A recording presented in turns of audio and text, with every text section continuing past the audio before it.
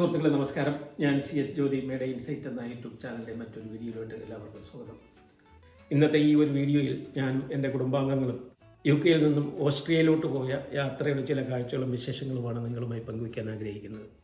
യാത്ര തുടങ്ങും മുമ്പ് ഒരു കാര്യം പ്രത്യേകം ശ്രദ്ധിച്ചിരിക്കണം. പ്രത്യേകിച്ച് കുടുംബാംഗങ്ങൾ എല്ലാവരും ഒരുമിച്ച് യാത്ര ചെയ്യുമ്പോൾ എല്ലാവരും അവരവരുടെ യാത്രാരേഖകൾ കൈവശമുണ്ട് എന്ന് ഉറപ്പ് വരുത്തിയതിന് ശേഷം വേണം യാത്ര തുടരാൻ. ഞാനിത് പറയുവാൻ കാരണം നമ്മുടെ കൂട്ടത്തിൽ ഒരാൾക്ക് എയർപോർട്ടിൽ നിന്നും ഒരിക്കൽ കൂടി മടങ്ങി വന്നിട്ട് തിരികെ പോകേണ്ടതായിട്ട് വന്നു. എയർപോർട്ട് അടുത്തായിരുന്നതിനാലും തിരികെ വന്ന് യാത്രാരേഖകളുമായി തിരിച്ചു പോകാനുള്ള സമയം ഉണ്ടായിരുന്നതിനാലും മറ്റ് ബുദ്ധിമുട്ടുകളില്ലാതെ യാത്ര തുടരാനായി എന്നുള്ളതാണ്. രാവിലെ 6 മണിക്ക് ഈസ്റ്റ് സ്റ്റേഷനിൽ നിന്നുള്ള ഫാസ്റ്റ് ട്രെയിനിൽ നമ്മൾ ഗേറ്റ്വിക്ക് എയർപോർട്ടിലേക്ക് യാത്ര തുടങ്ങി. ഈസ്റ്റ് സ്റ്റേഷനിൽ നിന്നും 20 മിനിറ്റിൽ ഫാസ്റ്റ് ട്രെയിനിൽ ഗേറ്റ്വിക്ക് എയർപോർട്ടിൽ എത്തിച്ചേരാനായി. UK-യിലെത്തിയതിന് ശേഷം ആദ്യമായിട്ടാണ് കുടുംബാംഗങ്ങൾ എല്ലാവരും ഒത്തുചേർന്നുകൊണ്ട് ഇതുപോലൊരു യാത്രയ്ക്കൊരുങ്ങുന്നത്. ഇതിനു മുമ്പ് പലപ്പോഴും പ്ലാൻ ചെയ്തിട്ടുണ്ടെങ്കിലും പല കാരണങ്ങൾ കൊണ്ട് നടന്നിട്ടില്ല.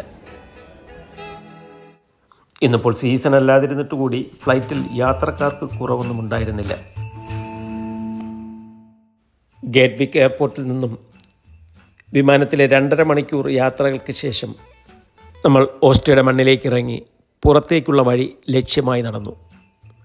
പുറത്ത് തണുപ്പധികമില്ലാത്തതിനാൽ യാത്ര വളരെ രസകരമായി തന്നെ തോന്നി.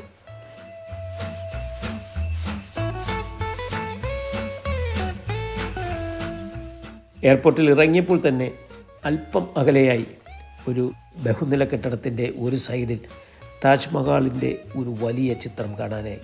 പിന്നീടാണ് എനിക്ക് മനസ്സിലായത് അത് വിയന്ന ടു ഡൽഹി എയർ ഇന്ത്യയുടെ ഒരു പരസ്യ ചിത്രമായിരുന്നുവെന്ന്. മറ്റൊരു ഫ്ലൈറ്റിൻ്റെയും പരസ്യം അവിടെങ്ങും കാണാനായിരുന്നില്ല എന്നുള്ളതാണ്. ഇതുപോലുള്ള സ്ഥലങ്ങൾ സന്ദർശിക്കുമ്പോൾ എല്ലാവിധ പബ്ലിക് ട്രാൻസ്പോർട്ടുകളിലും, അതായത് ബസ്സിലും ട്രാമിലും ട്രെയിനിലും സഞ്ചരിക്കാവുന്ന രീതിയിലുള്ള ഡേ പാസുകൾ എടുക്കുന്നതായിരിക്കും നല്ലത്. അതുകൊണ്ടുള്ള ഗുണമെന്ന് പറയുന്നത് നമുക്ക് ഇഷ്ടമുള്ള സ്ഥലത്തിറങ്ങി സന്ദർശനം പൂർത്തിയാക്കിയതിന് ശേഷം തൊട്ടടുത്ത വാഹനത്തിൽ അടുത്ത ലക്ഷ്യസ്ഥാനത്തേക്ക് യാത്ര ചെയ്യാനാകും. അതുപോലെ ഒന്നിലധികം ദിവസം യാത്ര ചെയ്യാവുന്ന ഡേ പാസുകൾ അവിടെ നിന്നും എടുക്കാവുന്നതാണ്. ഒടുവിലെല്ലാവരും അവരുടെ പാസുമായി അടുത്തു വന്ന ട്രെയിനിൽ കയറി റൂമിലേക്ക് യാത്ര തുടർന്നു.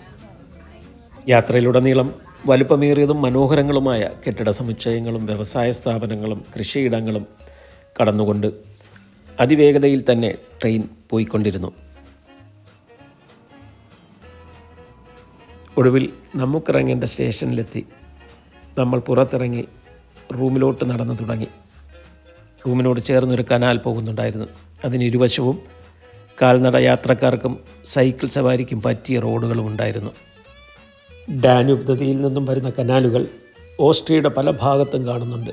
ഇവ പലതും നഗരത്തിലെ പ്രളയം നിയന്ത്രിക്കുക എന്ന ലക്ഷ്യത്തോടുകൂടി നിർമ്മിച്ചതാണ് എന്നാണ് പിന്നീട് മനസ്സിലായത്.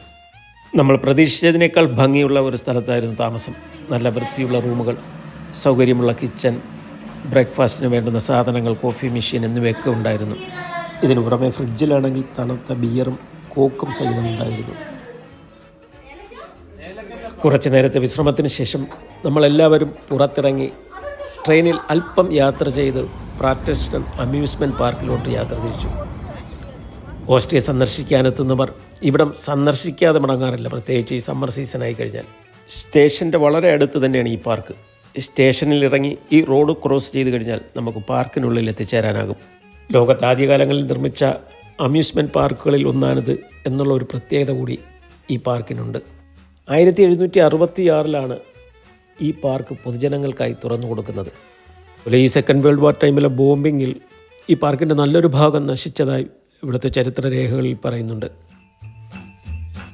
പാർക്കിനുള്ളിലോട്ടുള്ള പ്രവേശനം ഫ്രീ ആണെങ്കിൽ കൂടി ഓരോ റൈഡിനും പ്രത്യേകിച്ച് ടിക്കറ്റുകൾ നമ്മൾ എടുക്കേണ്ടതായിട്ടുണ്ട്.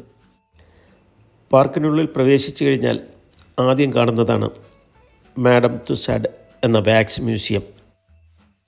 ഓസ്ട്രിയയിൽ നിന്ന് മാത്രമല്ല യൂറോപ്പിൻ്റെ വിവിധ ഭാഗങ്ങളിൽ നിന്ന് നിരവധി സന്ദർശകരാണ് സമ്മർ ടൈമായി കഴിഞ്ഞാൽ ഈ പാർക്ക് സന്ദർശിക്കാനായി എത്തിച്ചേരുന്നത്.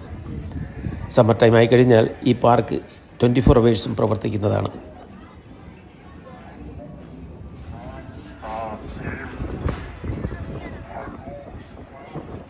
കാർ റൈഡ് കണ്ടപ്പോൾ കുട്ടികൾക്കും മുതിർന്നവർക്കും ഒരുപോലെ അതിൽ കയറണമെന്നുള്ളൊരാഗ്രഹം. എങ്കിൽ പിന്നെ അങ്ങനെ ആകട്ടെ എന്ന് ഞാനും കരുതി. വളരെ വർഷങ്ങൾക്ക് മുമ്പ് വീഗാലാൻഡിൽ അതിൽ കയറിയ ഒരു ഓർമ്മ മാത്രമാണുള്ളത്. എന്തായാലും സംഭവം അടിപൊളിയായിരുന്നു. പ്രത്യേകിച്ച് റൈഡിൽ നമ്മുടെ കുടുംബാംഗങ്ങൾ മാത്രമേ ഉണ്ടായിരുന്നുള്ളൂ എന്നതാണ്. എല്ലാവരും ആവേശത്തോടെ കാറുകൾ പരസ്പരം കൂട്ടിയിടിച്ച് രസിച്ചു. എല്ലാവരും അതിൻ്റെ ഒരു രസം കാരണം വീണ്ടും വീണ്ടും കയറണമെന്ന ആഗ്രഹത്തോടു കൂടി പുറത്തിറങ്ങി മറ്റ് റൈഡുകൾക്കരികിലൂടെ കാഴ്ചകൾ കണ്ടു നടന്നു. സീസൺ തുടങ്ങാത്തതിനാലാകണം റൈഡുകളിൽ പലതും പ്രവർത്തനരഹിതമായി കിടക്കുകയാണ്. അതുപോലെ തന്നെ തിരക്കും വളരെ കുറവായിരുന്നു. വളരെയധികം സാഹസികവും ഭയപ്പെടുത്തുന്നതുമായിരുന്നു മറ്റു പല റൈഡുകളും. മുകളിലേക്കും താഴേക്കും പോകുന്നതിനോടൊപ്പം തന്നെ അതിലിരിക്കുന്നവരെ തലകീഴായി മറിക്കുക കൂടി ചെയ്യുന്നു. അതിൻ്റെ ഒരു നിലവിളിയും ആർപ്പുവിളിയുമായിരുന്നു ആ പ്രദേശമാകെ. ഈ നിലവിളിയും ഒച്ചപ്പാടും ഒക്കെ കേൾക്കുമ്പോൾ ചിലപ്പോൾ തോന്നും മെഡിക്കൽ കോളേജിൻ്റെ അത്യാഹിത വിഭാഗത്തിൻ്റെ അടുത്തുകൂടെ പോവുകയാണെന്ന്.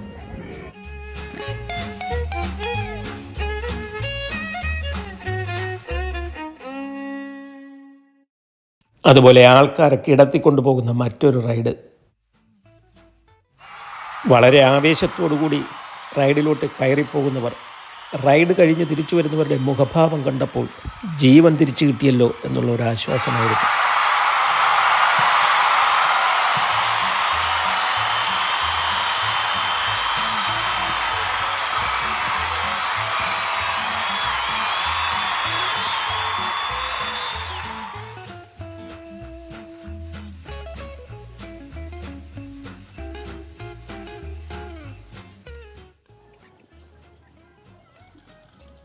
പാർക്ക് സന്ദർശിക്കാനെത്തിയ കുട്ടികളിൽ ബഹുഭൂരിപക്ഷവും കാണുവാൻ തിടുക്കം കൂട്ടിയത് ഗോസ്റ്റ് ട്രെയിനിൽ കയറുവാനാണ്. കുറ്റാക്കൂരിട്ട് നിറഞ്ഞ ഒരു ഗുഹയ്ക്കുള്ളിലൂടെ പ്രേതങ്ങളുടെയും പിശാചുക്കളുടെയും ഇടയിലൂടെ ഒരു യാത്ര.